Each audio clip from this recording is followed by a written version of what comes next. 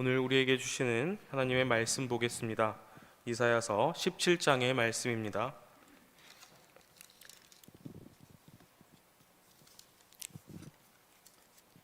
이사야서 17장의 말씀을 저와 함께 보겠습니다. 1절부터 14절까지의 말씀을 우리 한 절씩 교독하겠습니다. 1절의 말씀을 제가 먼저 읽겠습니다. 다메섹에 관한 경고라. 보라, 다메섹이 장차 성읍 모양을 이루지 못하고 무너진 무더기가 될 것이라. 아로엘의 성읍들이 버림을 당하리니 양 무리를 치는 곳이 되어 양이 눕되 놀라게 할 자가 없을 것이며, 에브라임의 요새와 다메섹 나라와 아람의 남은 백성이 멸절하여 이스라엘 자손의 영광같이 되리라. 만군의 여호와의 말씀이니라.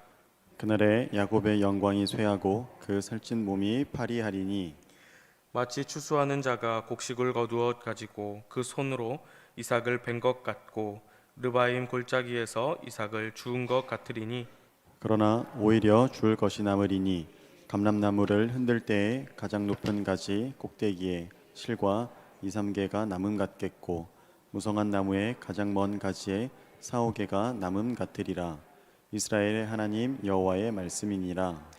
그날에 사람이 자기를 지으신 자를 쳐다보겠으며 그 눈이 이스라엘의 거룩하신 자를 바라보겠고, 자기 손으로 만든 단을 쳐다보지 아니하며 자기 손가락으로 지은 아세라나 태양상을 바라보지 아니할 것이며, 그날에 그 견고한 성읍들이 옛적에 이스라엘 자손 앞에서 버림받은 숲을 속의 초소와 작은 산 꼭대기의 초소 같아서 황폐하리니, 이는 내가 자기의 구원의 하나님을 잊어버리며 자기의 능력의 반석을 마음에 두지 않은 까닭이라. 그러므로 내가 기뻐하는 식물을 삼으며 이방의 가지도 이종하고, 내가 심는 날에 울타리로 두르고 아침에 너의 씨로 잘 발육하도록 하였으나 근심과 심한 슬픔의 날에 농작물이 없어지리라. 슬프다. 많은 민족이 소동하였으되 바다 파도에 뛰노는 소리같이 그들이 소동하였고, 열방이 충돌하였으되 큰 물에 몰려옴 같이 그들도 충돌하였도다. 열방이 충돌하기를 많은 물에 몰려옴과 같이 하나 주께서 그들을 꾸짖으리니, 그들이 멀리 도망함이 산의 겨가 바람 앞에 흩어짐 같겠고 폭풍 앞에 떠도는 티끌 같을 것이라. 보라, 저녁에 두려움을 당하고 아침 전에 그들이 없어졌나니, 이는 우리를 노력한 자의 분기시요 우리를 강탈한 자의 보응이니라. 아멘. 할렐루야. 이른 아침 주님 전에 나와서 함께 기도하고 예배드리는 여러분 모두에게 하나님의 은혜가 충만하길 소망합니다. 우리 계속해서 지금 이사야서의 말씀을 함께 나누고 있는데요. 지난번 담임 목사님께서 말씀해 주신 것처럼 이사야서 13장부터 시작해서 오늘 우리가 함께 읽은 말씀까지, 그리고 앞으로도 이제 계속해서 하나님께서 이제 이방 나라에 대한 그러한 하나님의 경고가 이어지고 있는 그러한 말씀임을 우리가 알 수가 있습니다. 그래서 오늘 말씀도 이제 이방 나라에 대한 하나님의 심판의 말씀 중 하나인데요. 지금의 이제 시리아 지역에 해당하는 이제 아람이라고 하는 그 나라에 대한 경고로 오늘 말씀 가운데는 이제 다메섹이라고 말씀하고 있습니다만, 아람이라는 나라의 이제 그 수도가 다메섹이었기 때문에 아람이라는 이 이방 나라를 향한 하나님의 심판의 말씀으로 오늘 말씀이 시작되는 것을 우리는 알 수가 있습니다. 그런데 오늘 말씀은 흥미롭게도 이 아람, 다메섹에 대한 경고로만 그치는 것이 아니라 에브라임이라고 말하는 북이스라엘에 대한 경고로도 함께 이어지고 있습니다. 그럼 이 아람과 북이스라엘에 왜 하나님의 심판을 받게 되는 것입니까? 우리가 잘 알고 있는 것처럼 이사야 선지자가 활동했던 그 당시에는 아수르라고 하는 제국이 군림을 하고 있었던 때인데요. 앞선 이사야서의 말씀들을 쭉 살펴보면 오늘 말씀에 등장하는 이 아람이라는 나라와 북이스라엘이 아수르 제국에 대항해서 동맹을 맺고 생존을 도모하게 됩니다. 그런데 지난번 이제 우리가 담임 목사님과 함께 살펴보았던 그 이사야서 7장 7절의 말씀을 보면 그 일은 서지 못하게 된다고, 이루지 못한다고 말씀하신 것을 우리는 모두 다 기억하고 있을 텐데요.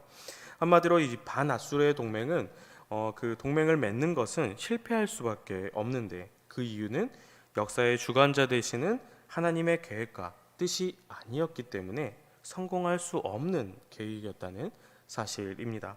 그리고 가장 중요한 사실은 아람과 이제 북이스라엘은 하나님의 능력을 믿고 의지해서 나아갔던 것이 아니라 오직 군사의 많고 적음 그리고 정치적 이제 능력과 수완 한마디로 이제 세상의 것을 세상의 뜻과 방법에 의지해서 생존할 것을 기대했기 때문에 정말 소중한 것을 알지도 못하고 잃어버리고 중요한 것을 깨닫지 못하게 된 것입니다.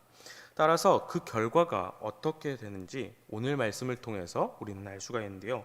오늘 말씀에서는 하나님의 뜻을 거스르는 하나님의 뜻을 따르지 않는 결과 바로 하나님의 심판이 얼마나 참담한 것인지를 우리에게 증거해주고 있습니다.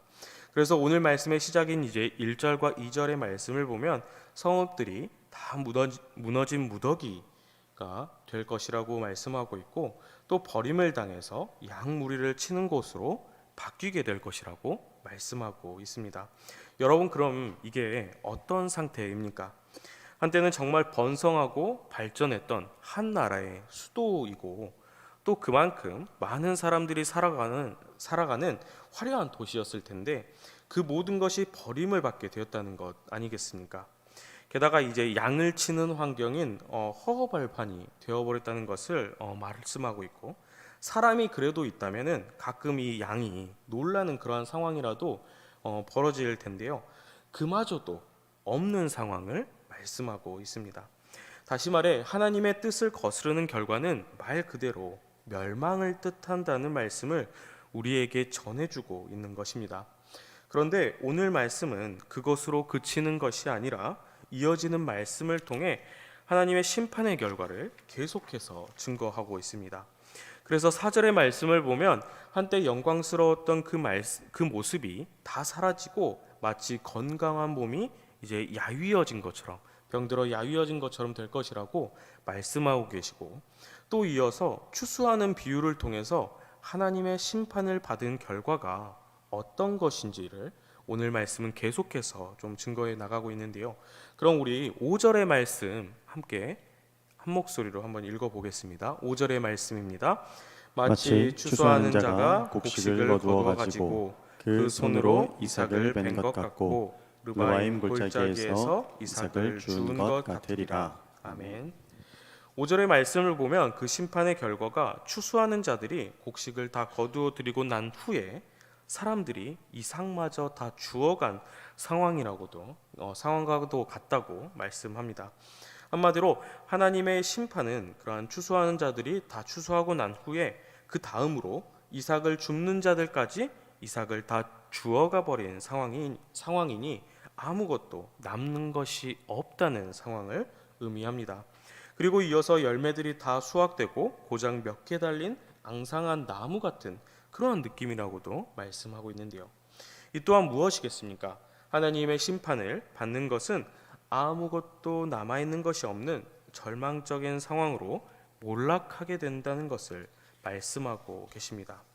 그럼 하나님께서 이 다메섹과 에브라임을 왜 이렇게까지 심판을 하십니까?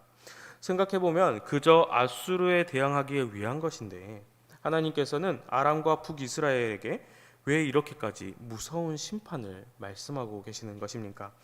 우리 오늘 말씀 10절의 말씀을 우리 함께 또 읽어보겠습니다. 10절의 말씀입니다. 이는 내가 자기의 구원의 하나님을 잊어버리며 자기의 능력의 반석을 마음에 두지 않은 까닭이라. 그러므로 내가 기뻐하는 식물을 심으며 이방의 가지도 이종하고. 아멘. 사랑하는 여러분, 오늘 말씀 가운데 아람과 북이스라엘이 하나님의 심판을 받는 이유는 너무나도 간단하고 명료하게 우리에게 알려주고 있습니다. 먼저는 하나님께서는 이들이 구원의 하나님을 잊어버렸다고 말씀하고 있습니다.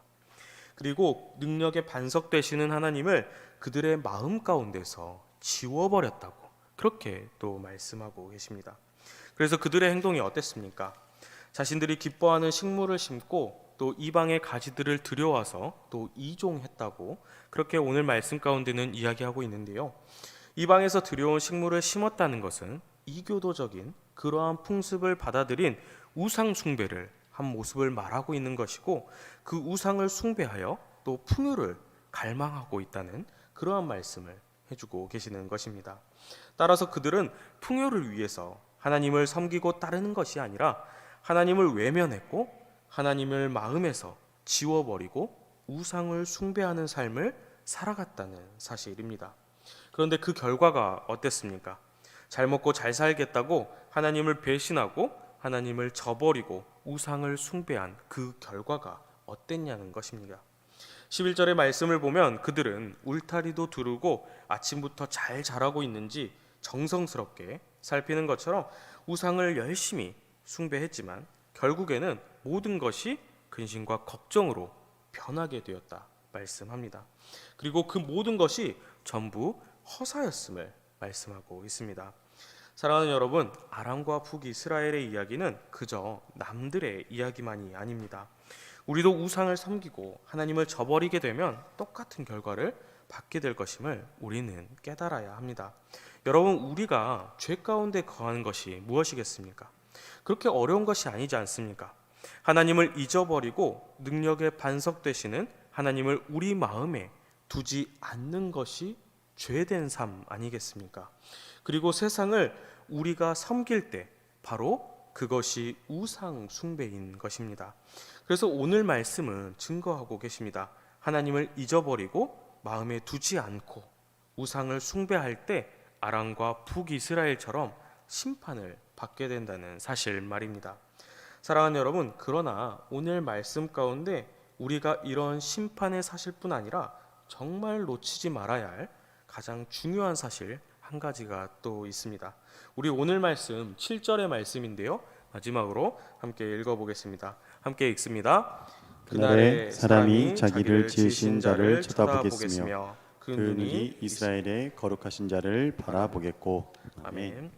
7절의 말씀 가운데 사람들이 자기를 지으신 하나님을 바라본다고 그렇게 말씀하고 있습니다. 자기가 그동안 만들고 섬겼고 따랐던 그러한 우상을 바라보는 것이 아니라 다름 아닌 하나님을 바라본다는 것입니다. 여러분, 그러면 이 말씀이 무엇이겠습니까? 바로 우리의 회개의 모습이 이러한 모습 아니겠습니까? 직접 말씀인 5절과 6절 말씀 또한 살펴보면 그렇게 추수하고 이삭을 주워가고 남아있는 것이 없다는 것을 생각하게 되지만 하나님께서는 분명 그럼에도 불구하고 남아있는 것이 있음을 말씀합니다. 바로 우리가 죄 가운데도 하나님께서는 우리에게 회개할 기회를 남겨주신다는 것입니다.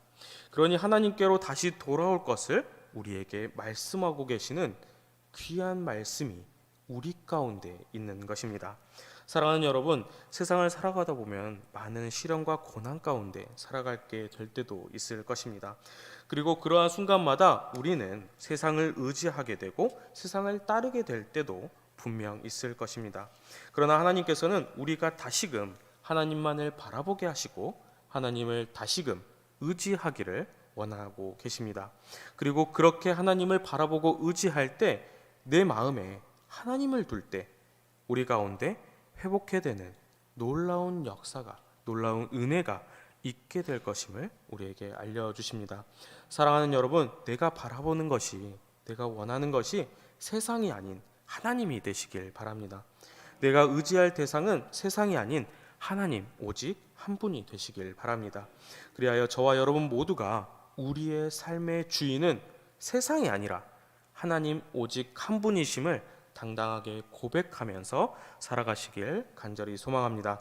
그 삶 가운데 우리를 회복시켜 주시고 놀라운 하나님의 은혜를 경험하는 저와 여러분 모두가 되길 간절히 소망합니다. 함께 기도하겠습니다. 자비하신 하나님, 오늘 이렇게 귀한 하루를 허락하여 주시고 하나님 앞에 나아오 계심에 감사를 드립니다. 늘 우리의 아픔을 아시고 우리의 목소리에 귀를 기울여 주시는 하나님 아버지, 우리의 삶 가운데 주님을 외면하고 세상을 바라보고 살아왔던 그러한 연약한 모습들을 돌아봅니다. 우리의 부족하고 어리석음을 용서하여 주시고 이제 다시 주님께 발걸음을 돌이켜 온전히 주님만을 바라보고 의지하며 살아가고자 다짐하오니 우리를 굳건히 붙들어 주시옵소서. 그리하여 우리가 어떠한 어려움과 역경 가운데도 오직 주님만을 향해 부르짖게 하시고 또 우리의 목소리를 들으시고 응답하시는 놀라운 역사를 허락하여 주시옵소서. 또한 말씀 가운데 힘이 있음을 믿고 말씀 가운데 능력이 있음을 믿고 나아가오니 우리가 늘 말씀 가운데 살아가며 나아가게 하여 주시옵소서. 감사를 드리며 예수 그리스도의 이름으로 기도드리옵나이다. 아멘. 하늘에 계신 우리 아버지여, 이름이 거룩히 여김을 받으시옵소서.